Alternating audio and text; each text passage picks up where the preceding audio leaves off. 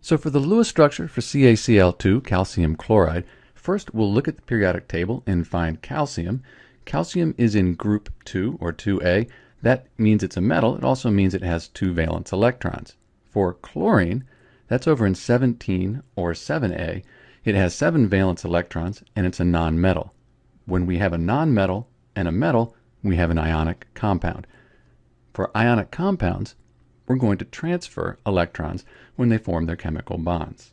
So we have the calcium in the center. It has 2 valence electrons. And then on either side we have a chlorine atom. Each one of those has 7 valence electrons. The calcium is going to take and transfer one of its electrons to one of the chlorine atoms. When it does that, it's lost an electron. It's lost a negative charge. It has a positive 1 charge. The chlorine's gained a negative charge. It's gained an electron. It's negative. The calcium then transfers the other valence electron to the chlorine. It now has a negative on the chlorine, and the calcium has a +2 charge. So at this point, the calcium has lost its valence electrons, and each chlorine now has 8 valence electrons. It has an octet.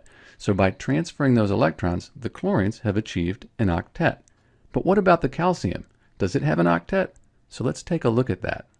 So here we have in the center calcium. This is a Bohr diagram. It's a simple way to show the electron arrangement around an atom. And then we have our 2 chlorine atoms.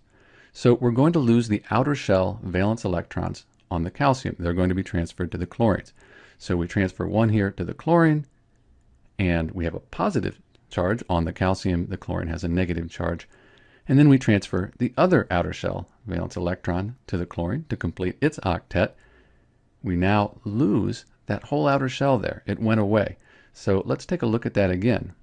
When we transferred that last valence electron in the outer shell, it goes to the chlorine, and that outer shell goes away. And now the chlorine will have a negative charge, and the calcium in the center, it has a +2 since it lost 2 valence electrons. But when you look at it, its outer shell is full. So when it lost those 2 valence electrons, the layer underneath it has 8. It has an octet. So by transferring electrons, the chlorines have octets, and the calcium also has octets. We can write that like this. So we put brackets around the negatives, and they have their octets, and then we have the calcium in the center. So that's the Lewis structure for CaCl2 calcium chloride. This is Dr. B, and thanks for watching.